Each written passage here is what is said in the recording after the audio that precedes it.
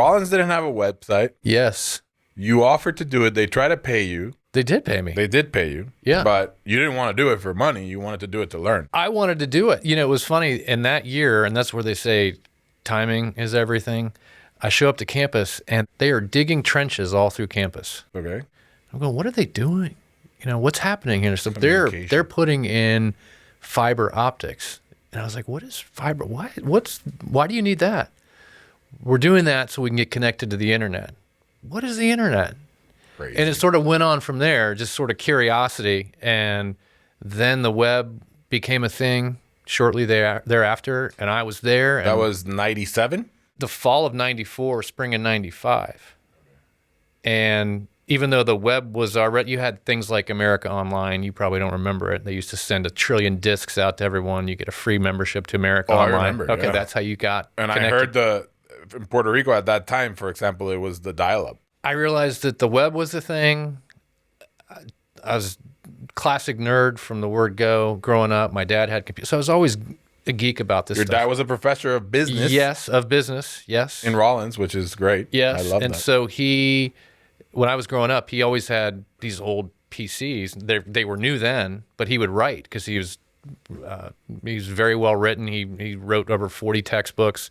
So he was always writing. And so when he was done with the computer, I'd try and figure out, what could you do on these things? So I just sort of became a self-taught computer guy. Yeah, the same situation with my dad. I mean, he's a business guy, not graduated from college or a professor, but his perspective Yes.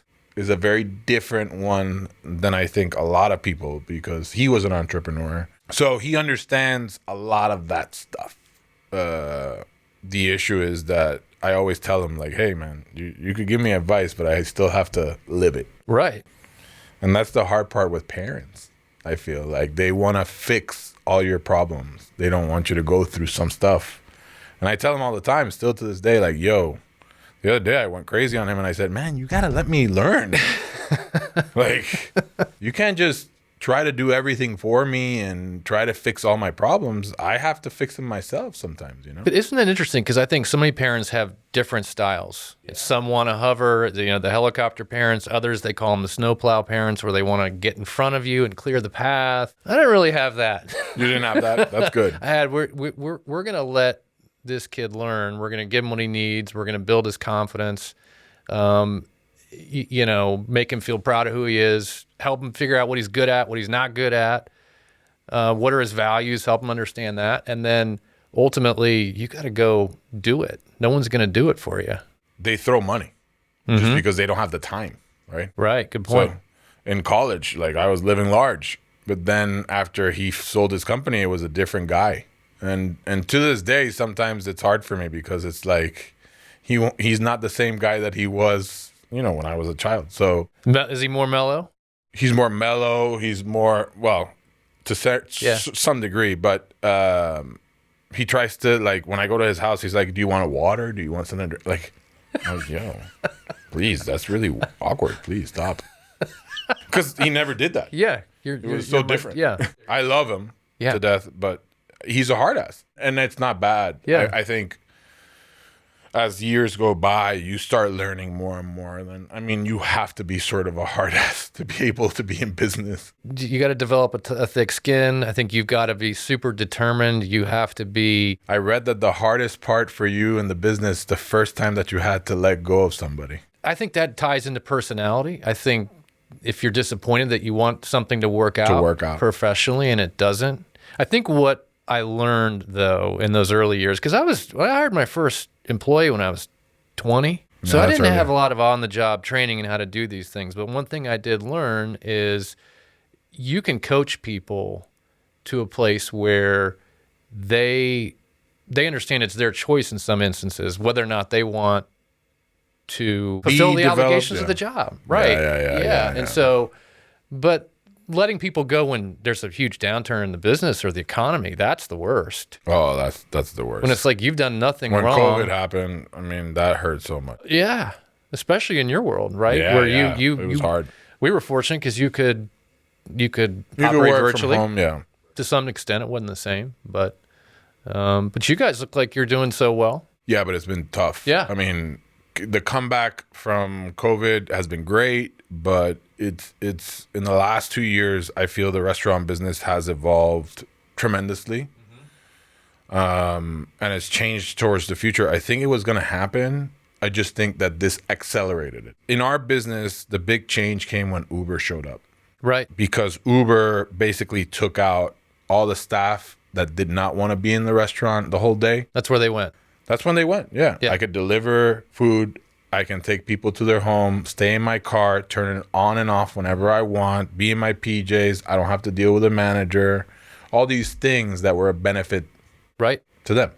And then I'm seeing a lot of people that are doing their own work, 1099 work, that just decided to do their own thing. Gig economy. Yeah. It gives everybody a lot of space and flexibility and freedom. And certainly in your world, that's got to have an impact, right? And also, like I think from where I sit as a consumer and also a marketer of restaurant brands, you think about there was a time when you couldn't get much delivered to your home to eat. Yeah. Pizza was the business that really started it. That business, I'm sure, has expanded for you, but it also comes with greater cost, right? The funny thing is, I mean, I think you've done Darden, right? You've done We've some worked business with different areas of Darden over the years, for sure. Red Lobster. Yeah, you were a dishwasher at Red Lobster. Yeah. So you've been in the restaurant business. Oh, my gosh. I think everybody should have to go work in a restaurant, you know. I shouldn't say have to. It's not a sentence. You should. But I think I learned more about business in that dish room than a lot of books I've read. Really? Absolutely. I was the second dishwasher, and the lead dishwasher was a guy named General. And I'll never forget the things I learned from General, good and bad. Okay. Some of the good, please. Tell us some of the good. I know the bad. Yeah, no, I mean, just you see the dynamics of a kitchen. You see what it's like when people are busy. You know what it feels like to be back there, and you've got servers that are in a rush, and they come back with their plates, and it goes all over you. You know, and you go home smelling that way, and you know the feeling of the front of the house and back of the house, and you know, when it's busy or when it's slow, it can be a stressful place. It is a very stressful place. Very stressful. The dishwasher, to me, is the person that's the most important person in that building. Yes. Because you can't do business with dirty dishes. And the other day, the gentleman that works with us, I went to him and I said, "Hey, man, what's been going on with this mac and cheese?" He's like, "Yeah, I've been seeing it in plates, and we changed the mac and cheese." Remember when you were on my podcast, I asked you about that because I thought I'd heard you say that before. I think that's very interesting and insightful that you could notice something like that and say, "There's something going on here. This is the symptom." Yeah, right? It's just tough because and you could discuss this more because you build brands and you've grown a business yourself. Is when you're growing a brand. Right now, and to be honest with everybody, I don't have these standard operating procedures that McDonald's has. Like all these big companies have. Like they have books. And then you go back and you go, okay, nobody's reading books anymore. I mean, for example, like we do an employee handbook. Man, nobody reads it. They sign the last page. It's 20 pages. Here you go. Sign. Good. Let's go. Yep. Now you have to go back and teach them the whole handbook. Basically with experience. If something happens, hey, remember on the handbook, this is what it said? No. We talk about brand. That word is a big word. It's thrown around a lot, but it's ultimately experience, right? And on top of that experience is how people feel when they're experiencing that brand. And creating that experience, a lot of times, especially in your world, it has to do with consistency. And we're all the way down to talking about how many tablespoons of this, how many teaspoons of that, and what ingredients are we going to use and how do we gauge the freshness. And that's not fun stuff to do, to create those procedures or to train someone in them, which is so important. Because what happens a week later when you change a procedure and they've got the outdated employee handbook? It's not only that. And I ask you this because I think we're in different businesses, right? For example, people that go to your business are trying to develop themselves into becoming into a position, right? So they want to grow. Right. A lot of people that we encounter come to us in a mid, I call it a mid situation. Like they're in a situation, they don't have money, they need more money, they need a second job, or they're just transitioning into another job and they just need 6 months of, pay. So it's hard because you want to develop people to keep staying with you so that you could keep growing the company. But I feel that in this gig economy, it's very hard. Having your first employee at the age of 20 and being in your position right now, wow. Like, you've seen such a big change in your company, right? Yes. Started as a web development firm called Web Solvers. And in those days, ad agencies would come to us because they didn't know how to solve that problem for their clients. So we were this nice little add-on strategic partner. Then when the web got so big, these agencies got into that business and we were sort of marginalized. And so all the while, we were developing our own sort of brand, advertising, marketing, communication skills, philosophies, and strategies. And we said, we're going to get into the whole thing because you're going to come into our business. We're going to come into your business. Sure. Well, they were using you. Well, to a certain degree, right? They were paying you, you were making money, but at the same time, you were like a side. We were a stopgap. We were a short-term solution to their problem. And it was helpful to me because I met some great mentors to this day that are still mentors of mine. I learned a lot, got access to big client names early when I was 20 years old, which I probably wouldn't have had access to. Were they scared of dealing with you because of your age, or did you bring somebody in that had a little bit more age? I think I played up on I'm the young kid trying to make something, and I think people saw that as he's trying something. I would wear a tie everywhere I went. That's awesome.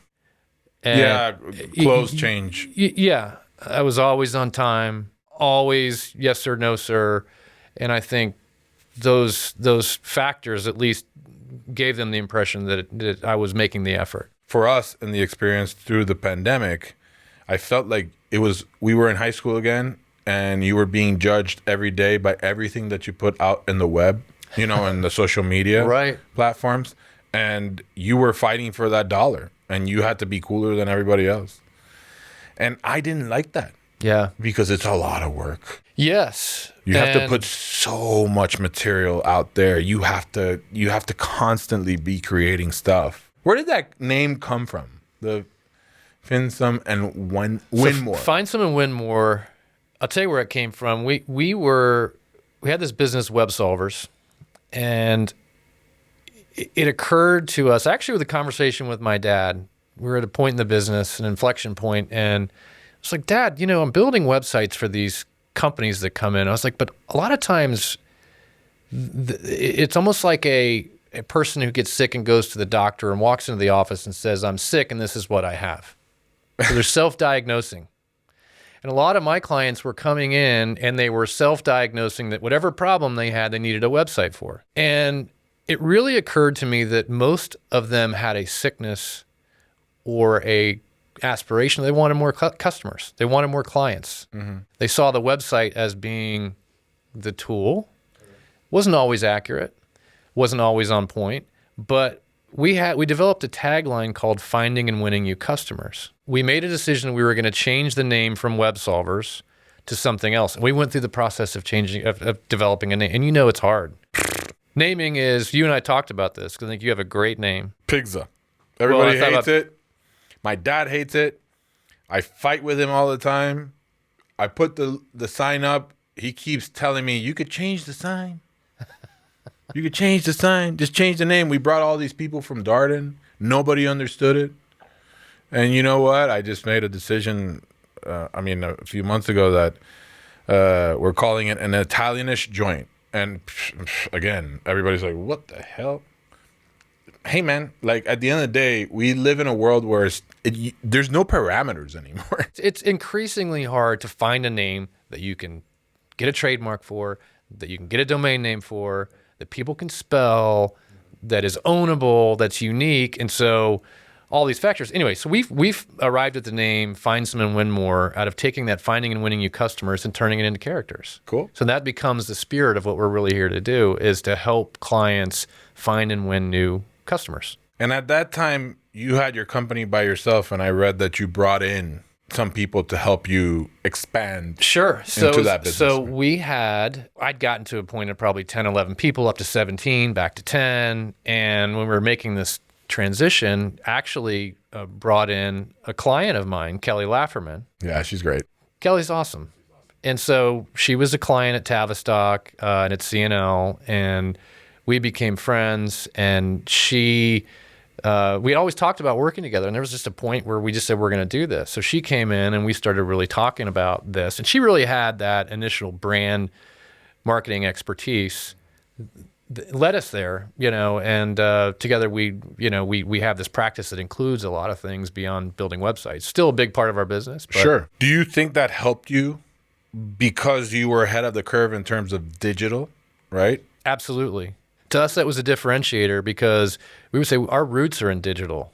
We're not trying to figure out the digital world as an add-on to our billboard making business. Although outdoor still has a place, right? It does. But I think not only is that a technical capacity that you have to say that you have, but it's also a cultural capacity where you say, culturally, we look at problems and opportunities, and we're not just looking at solving them with a print ad. It may be something completely different. To your point earlier, it may be operational or cultural where you have a struggle. People aren't getting a good experience at a particular restaurant.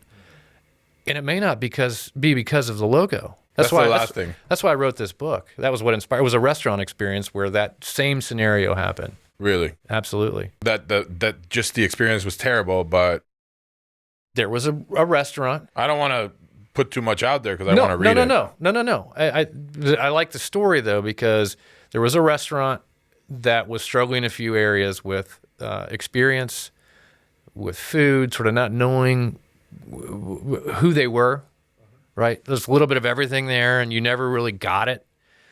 And they came and said, we want to rebrand the place. We think it needs a fresh coat of paint. And we did the fresh coat of paint, and not a lot changed. No, it was the owner. It was. I don't want to say. But. Well, you don't. But it was the same people, the same menu. It's more about the experience. It's more about how people feel. It's more of the feel, the vibe, right? Mm-hmm. What do you want people to feel? And that all has to work together. And I go back to this because I think it's very important to understand, obviously, your early days and how you've shifted to where you're at now. The change has been enormous. Yes. And I say this because you were ahead of the game in terms of you were on websites, and back then it was still TV. Yeah. Right? It was still a big thing and a big production, newspapers, radio, all that jazz. And now it's changed into companies can just go on social media. They don't spend any money on print, which I don't.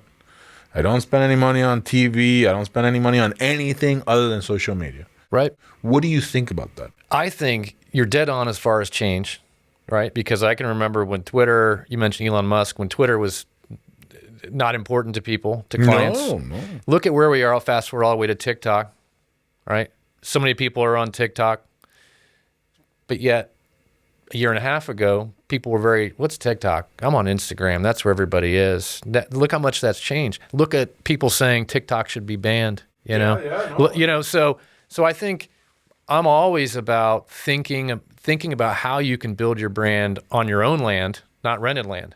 So think about it. If you're using MailChimp with your email newsletter and you say, you know what, I want to go to Constant Contact, you can do that because you own your email list. Mm-hmm.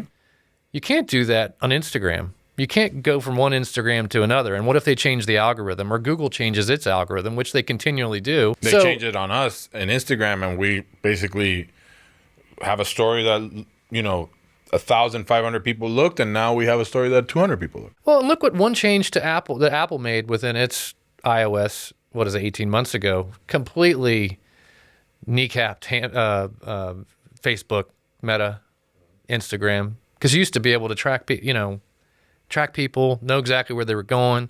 So I think making sure your channels are ones that you own. I think really understanding clearly what your brand platform is and what are the ways that you're reaching that brand platform, that your audience is consistently.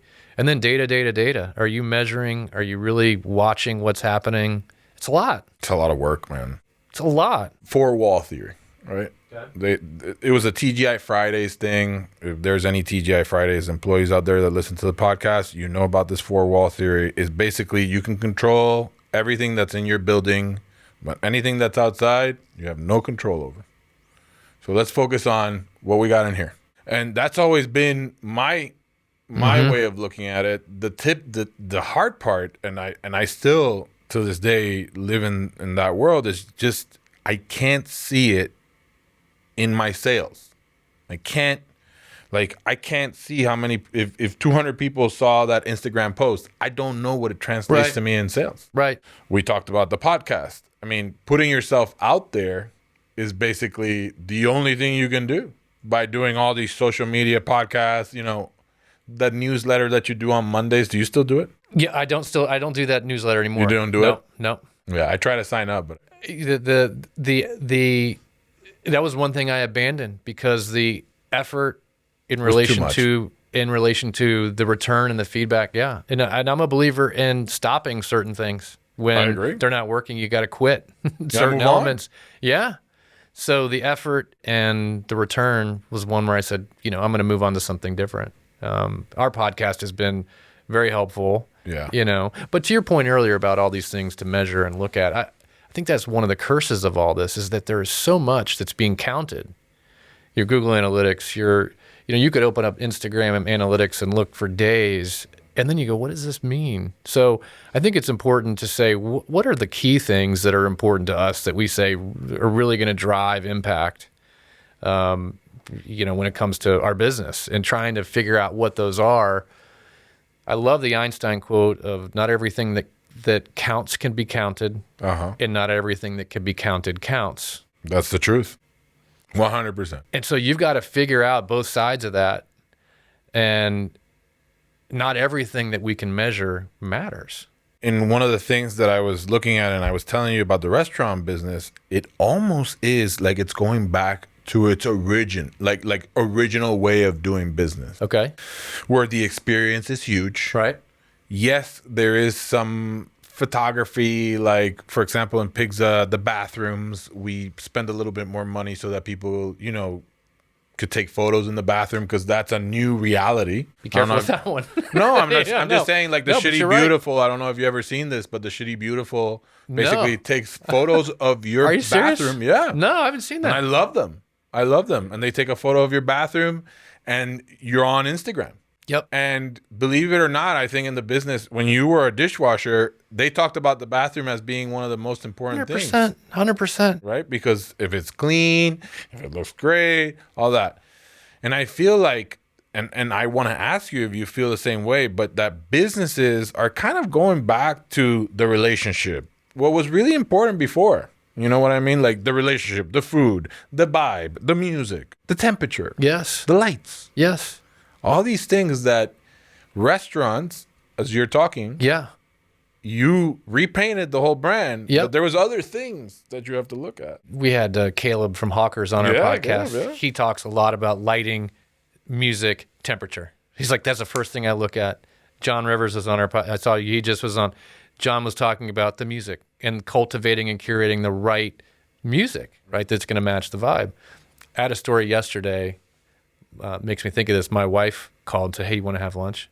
She never wants to have lunch. So I'm like, absolutely, honey. Where do you want to go? And so she picks a place, fast casual. And we go, and the food was good. Went through the line, tables off to the left. And as I was finished paying, and we're going to go find our table, I'm like, I want to run to the restroom. Run to the restroom. The door is sort of broken. It's smelly. It's dirty. Oof. I passed racks of just stuff that was being stored in the hallway. Uh-oh. And it wasn't like that it was gross. It was just that, like, it gave me the impression that we don't have our act together here. And to your point, I think every component of that experience sends that signal. It's not just one thing. It's hard. I know I'm preaching the choir, but it's just... No. I think it's very important that people realize it, though, because I think a lot of people just are so used to, hey, I go to the restaurant, I eat, and I go home. Right. But let's take a look at the back.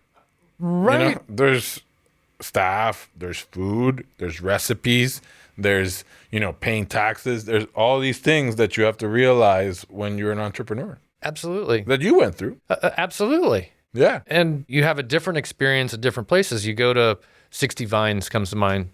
Nice place, nice atmosphere, nice food, a little pricey.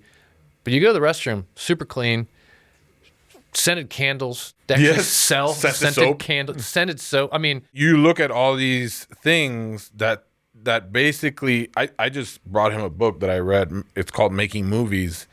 And I kind of relate it to making a movie every day. Good point. Because you have all these actors, let's call them, right, that have all these different dynamics. And they have to work in the same building together and make it work. It's like, I'm sure you've seen The Bear. I mean, Bear is great. It's crazy. It's the truth. I call it a high wire act. I think about my friends like you, they're in the restaurant world. It's like you guys are in this daily high wire act of managing not only the food, people can get sick eating what if the temperature's not there, it's not clean. You've got to make sure the ice machine's there and filled. And then it's clean. It's clean. And then they took out the scoop. And that if the inspector comes in and the scoop is inside the machine, we got a problem. And is the machine has it been serviced? Where's the water? Is the water okay? Is it outside? Is there? It's like, and that's just the ice machine. And then you bring in meat, and then you bring in stuff like, it's a lot more than what people think it is, and that's the fun of it. Right. That's the fun of it, right? Because if I go into another business, which I did think about it in the middle of the pandemic, I said I could do real estate. I've done it before. Yeah. And I was like, man, I don't think I'll make it there because I'll get bored. Yeah. I'll work by myself, or you can build a company in real estate. I mean, there's a lot of people that do it, but I just like the industry. I like the people that I meet every day. I like the people that I work every day. I like all our staff. I think that the biggest issue that we have right now for us, and I ask you because obviously you're more experienced in this, is building a culture. And we're so entrenched in the old school culture of what a restaurant is that I keep asking them like, hey, we're really intelligent people. We have a good crew. We have a lot of people that have great ideas. How do we build a new culture that nobody's built? Well, what I tell people, and that's part of formulaic, is culture, because back to that restaurant example that inspired this book. First is understanding, I think, and figuring out what culture is, because I think, especially in the workplace, people think culture is fun and birthday cakes and parties. And that's what we see on television. Culture is about norms, expectations, beliefs. What do we have in common? Okay. So I think getting the definition is the first part. The second part is let's write it down what our expectations are. And that needs to start at the top. Needs to involve everybody, but let's write it down. Ritz-Carlton is the best at this. I think there's 31 cultural tenets that they have. One might be, if a customer asks you where something is, walk them there. Yeah, the public. Don't be like, down there. So I think it's figuring those things out, codifying them into a written statement, publishing it on your website, branding it even if you want to. We call ours the flight plan. And then hiring by that. Every candidate that I talk to that comes to interview with us has seen and read about our culture. And they will comment, usually they're commenting, that's the kind of place I want to work, what you value, what you espouse. And probably the people that don't like our culture, or doesn't fit with them, we don't see because they say, I don't want to go work there. We have this issue, and my manager talks about it all the time. He'll get, let's say, 100 candidates on Indeed. Yeah. He'll call 50 of them. And they'll answer back, hey, where are you calling from? Hey, what is that place? What do you guys do over there? Really? Yeah. They don't know who we are. They haven't researched, they haven't done anything. So what I did the other day is somebody texted my phone and she goes, hey, I have my son that works at this restaurant and he wants to change jobs. And I said, sure, I'll have my manager call him, but can you have him read a little bit on Pink Floyd's? Because I know that my manager is going to ask him about it. I know he's been to the restaurant. I know he's eating there. You've taken him there and everything. But now read a little bit. Like, try to find out what we are.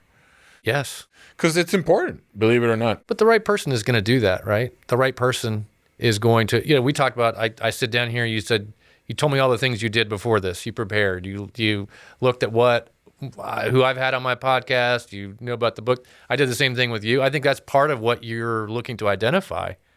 But I think this age and era of labor being so scarce makes it even more challenging, right? Yeah, and that's why right now, I mean, I'm reading every book I can about culture and trying to figure out, and it's hard because like in the industries that I'm reading are real estate, marketing, all these, they have different products and different personalities, and people want to grow in that world. What do you expect from tell me something that is an expectation of yours. Showing up. Okay. That's a big thing. So Anthony Bourdain, that was his biggest thing. You can be whatever you want, but don't be late. Yeah, show up. Okay. So that's number one on your cultural list of norms and expectations, because I think people all have a different interpretation sometimes of what a company culture is. Yes. Because no one's bothered to write it down.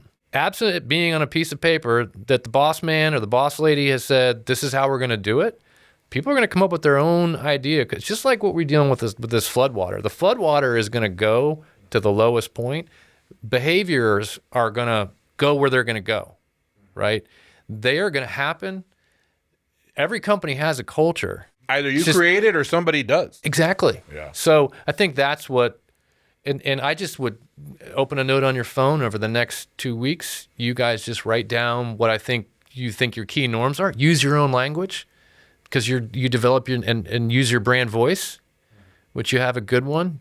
Put it in your language and just then celebrate it. But celebrate it too. Putting it on the website about your culture, I haven't seen that much. Yep. I mean, I know you have Glassdoor. Yep. And now you could see Yep. if you feel comfortable working at that company, and you have other people that are voted as best places to work and all that. But,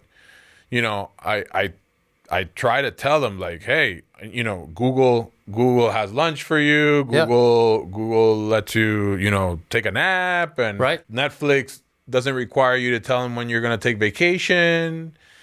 All these cool things, and you try to put it in the restaurant business, and you go like, well, that's not going to work. Making the distinction between a cultural expectation and a perk. When you do that, it kind of creates a nice flourish for your brand. People know, even your customers are going to appreciate that because you do have a culture. You have things you expect. I think putting them out there is important. And then we celebrate them every Tuesday. It's part of our staff meeting. I even said this week, I said it's a little Pollyanna, but we're going to talk every week about the flight plan, and each employee rotates and by alphabet, and whoever's day they talk about. Mine is number 4. Be flexible, when things don't go as planned. And yesterday she talked about why that's important. She talks about it in the fact like, okay, be flexible, and then relates it to the company as a whole. Yeah. Like, cause it takes 2 minutes a week during the staff meeting, but it's just, you got to remind people, including myself as a leader. I'm like, it's up to me. Ask a ton of questions, take a ton of notes. I'm like, that's part of our culture. I've got to demonstrate that. I've got to acknowledge that in other people when I see it. It's hard. Pig Floyd's has taken us pretty much 8 years to build that brand. And obviously through the pandemic, it helps us out a lot with the podcast, with the social media, with the fact that we went to Miami to deliver. We went to Tampa. We went everywhere. We would do whatever it took, right, to keep the business floating. But I just feel like, and my question is always like, where is social media going to go? Yeah. Because Instagram is losing steam. Yeah. Facebook is dead. Yeah. I mean, to my demographic, at least. And then TikTok is the new thing, and I don't want to get into TikTok. Yeah. Because it's like a shiny object. Now it's Be Real. Now it's the next thing. I don't know as much about Pigza and where it's going. I know about Pig Floyd's, and I'm a huge fan. Thank you. You have an excellent product, an excellent experience. When I drive by there, your presentation from the road, I think, is very unique, very distinctive. It gives me the impression, and rightly so, that it's together. Mm-hmm. It's cool. It's been done the right way. Yeah. I think Mike helped you with that, right? At 6? Michael Young, yeah. He's great. Mike is a great guy. They're great. When I started with Mike, he had the most important thing is intention, right? Yeah. And he did a really good job with, the branding and stuff like that. The interesting part, the second time I went to Julio, very nice guy, and they did the logo, but then he got busy and I went into Lure. I don't know if you know. I don't know them. No. They're great. They're just a small agency. Yeah. But again, I don't require a lot of work. We do most of the stuff in-house in terms of video or in terms of just social media. Here's one thought for you, and maybe this isn't an original, but I think of the bar in social media. You can get crazy and creative with your content, right? But I always think about, especially with hospitality brands or let's say a boutique hotel, what can you do to have the actual customers share content about you? Right. And I know you think about that, but I think that is the holy grail. When I can get Jim and Joe, who were there, they're buddies, and they're having lunch, to share their experience on Instagram with their audience, more visibility, better algorithm, more real, more exposure. Well, what you're hitting is word of mouth. And word of mouth is more powerful than any other thing. Huge. The demographic of restaurants, right? With us adjusting, obviously, with the age changing, right? Customers over 50 go towards Facebook. Customers under 50 usually tend to be in Instagram. Then you go into the 20s, early 20s, go into TikTok, be real, all that. Do you guys ever spend a lot of time with the demographic under 25, or is it more over the 25? Because I feel that those people have more decision power.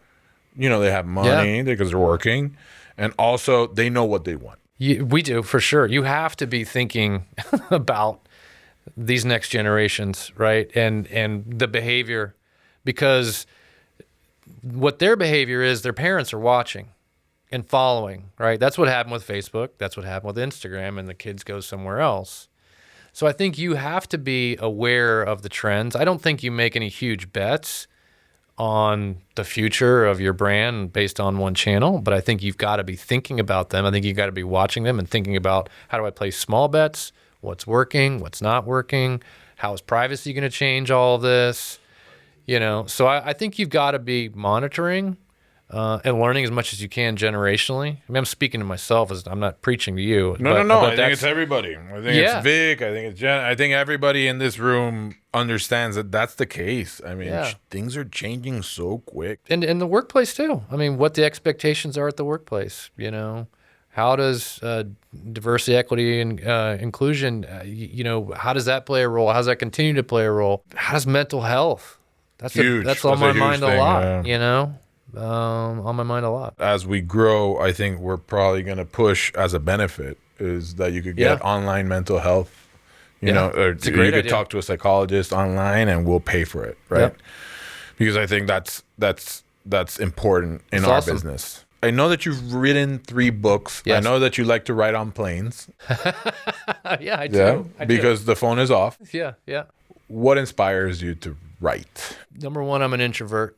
Okay. So it's a place where I can go and gather thoughts, right? It rejuvenates me to write.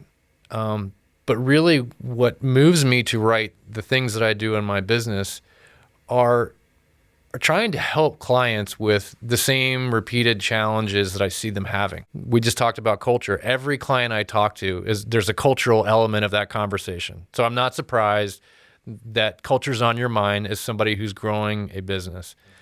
So it's being able to do this for clients to say, I've looked at this pattern, read this. This might be helpful to you. Even if you don't ever work with us, this might be helpful. Today. This is a fold out. And there's all it is on the back. Put it on your kitchen table. It's just questions for you to think about. Okay. In each area. And we had Grant Cornwell, president of Rollins, on the podcast, and he talked about how Rollins gets self-conscious about its brand. We always think of self-consciousness as, oh, that person's so self-conscious. Well, it could be a positive thing if you're being self-conscious about what your brand experience should be. And so those questions, I invite you just to think about those questions, and hopefully they spark something positive. So it's helping just help people see something that I've seen is what inspires me. Where can people get this book? It's on Amazon. A formulaic book also is where you can watch a trailer. That's for you, my friend. I hope it's helpful. I hope it's helpful. Love it. I've been reading a lot. Believe it or not, I get up at 5. I read a book till about 7:30. I read 2 books at the same time, and interesting. I mean, I've gone from everything. I don't know if you ever heard of Stem Cell. Oh no, I don't think you talking about the guy. He's a real estate guy. Okay. He sold his REIT for $39 billion. And you in the Chicago Tribune? That guy? Yes. Okay. Yeah. That guy's character. Man. He's a character. Yeah. His book is very interesting. Wow. You should read it because you would enjoy it. But I love to read. Yeah, and he's still at his age running 5 companies, and it's that kind of stuff that like kind of inspires me because sometimes you see a bigger picture in your head, but it's really tough to share it with other people because either you're going to be called crazy, or they don't understand it, and you have to keep pushing that vision till it gets there, till they could see it, right? With Pigza, it's been really tough because I have it in my head, and to translate it to people, it's been very tough.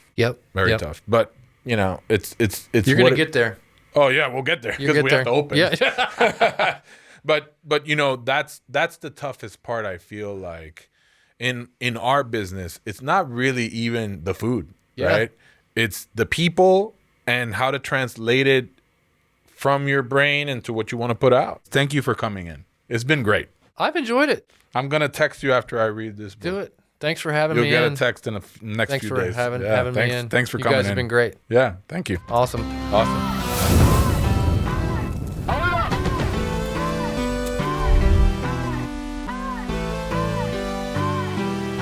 Hey, thanks for watching. I'm going to sit here till you subscribe.